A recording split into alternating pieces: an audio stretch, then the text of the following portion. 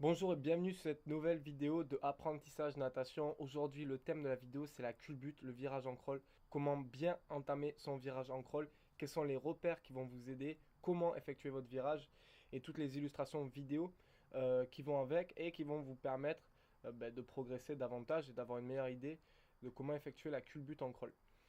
Alors, format un peu particulier aujourd'hui aussi de vidéo parce que je vais reprendre un live Facebook qu'on a fait hier soir sur laquelle on m'avait posé la question de la culbute en crawl et sur laquelle j'avais déjà expliqué un petit peu tous mes propos et mon avis là-dessus, toute mon analyse.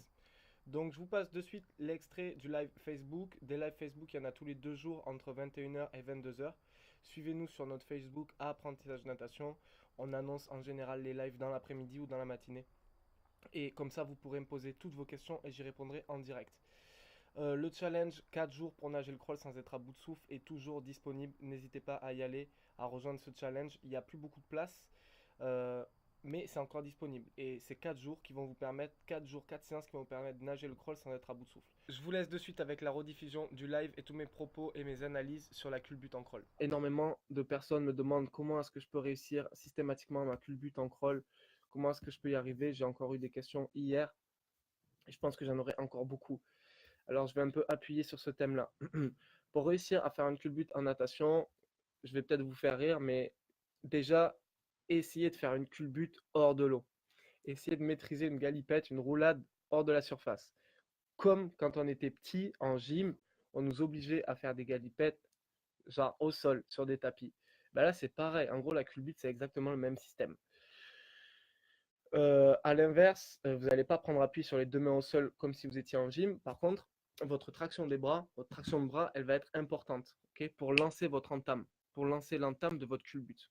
C'est-à-dire que quand vous nagez le crawl et que vous arrivez au mur, ce que vous allez faire, c'est que vous allez passer un coup de bras, tirer, et lors de cette traction de bras, vous allez engager votre corps à faire une roulade. C'est-à-dire que là, il y a traction de bras, menton, poitrine, ok, et là, vous allez vous grouper les genoux au buste, pour effectuer une roulade.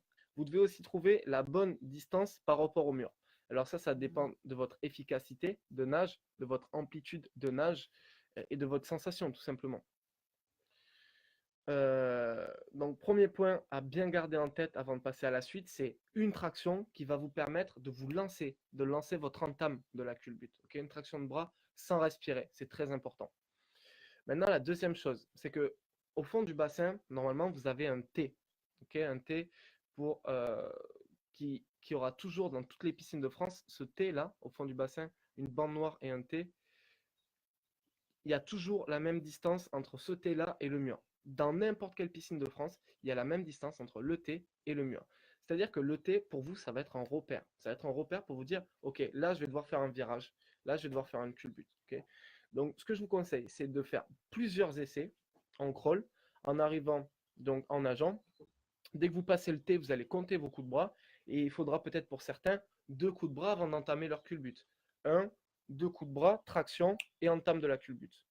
Peut-être que pour d'autres personnes, il faudra 3 coups de bras. Peut-être que pour d'autres, il en faudra qu'un. Par contre, ce qu'il faut, c'est connaître votre nombre de coups de bras entre le T et le mur par rapport à votre entame de la culbute. Donc ça, moi, je ne peux pas vous donner de coups de bras. Ce que je peux vous dire, c'est faites des tests, essayez plusieurs fois la culbute et essayez de voir combien de coups de bras vous devez faire entre le T et le mur. Maintenant, comment respirer? Parce que ce qu'on me pose aussi comme question, c'est j'arrive plus à respirer, ou alors je suis à bout de souffle quand je fais la culbute. Je perds tous mes moyens parce que j'ai plus d'eau, enfin, j'ai plus d'air tout simplement, et j'arrive plus à respirer. Ok, ben, on est tous capables de tenir 10-20 secondes sans respirer. C'est-à-dire que si je vous demande de souffler dans l'eau pendant 10 secondes, tout le monde est capable de le faire. Si je vous demande de bloquer votre respiration pendant 20 secondes, tout le monde est capable de le faire, même en faisant un effort. Ok, faut juste que votre effort, donc le fait de faire votre culbute, ne vous déstabilise pas. L'effort de faire la culbute ne doit pas vous déstabiliser par rapport à votre respiration. En gros, ça doit devenir automatique pour que vous puissiez bloquer votre respiration pendant un temps. Ce que je vous conseille, c'est ce T, ce fameux T au fond du bassin. Dès que vous le franchissez, vous allez arrêter de respirer. Okay, comme ça, il n'y a pas de mouvement parasite. Le T du fond du bassin est franchi. Je m'approche au mur, je compte mes 2 coups de bras qu'il me faut pour entamer ma culbute, ok? Et là, vous n'avez toujours pas respiré. Faites votre culbute, vous placez vos deux pieds au mur, les mains derrière les oreilles, vous poussez pour faire une flèche, une belle coulée, et vous faites votre vrille et votre reprise de nage. Vous allez passer quoi? Moins de 10 secondes sous la surface, ok? Donc, tout le monde est capable de passer 10 secondes en apnée, y compris sur les culbutes, y compris pendant un effort comme ça. Donc, le T, le nombre de coups de bras que vous devez faire entre le T et le mur, vous devez le connaître. Entre le T et le mur, vous n'allez pas respirer. Vous faites une entame avec une traction de bras, pour une entame de culbute avec une traction de bras. Vous restez bien groupé. Une fois que vous avez fait votre tour comme en gymnastique, vous allez poser les deux pieds au mur. Vous êtes en position dorsale, vous êtes sur le dos. Vous placez vos deux mains derrière les oreilles. Vous poussez, faites une belle flèche. Et ensuite, vous allez vriller avec des ondulations ou des battements pour effectuer votre reprise de nage en crawl. Ça, c'est toutes les étapes pour faire une culbute et c'est des étapes que vous devez maîtriser. Si vous avez des questions sur la culbute, n'hésitez pas à les poser en commentaire et je répondrai à tous les commentaires. Je vous dis à très bientôt pour de nouvelles vidéos. N'oubliez pas de vous abonner, de lâcher un pouce bleu si cette vidéo vous a plu.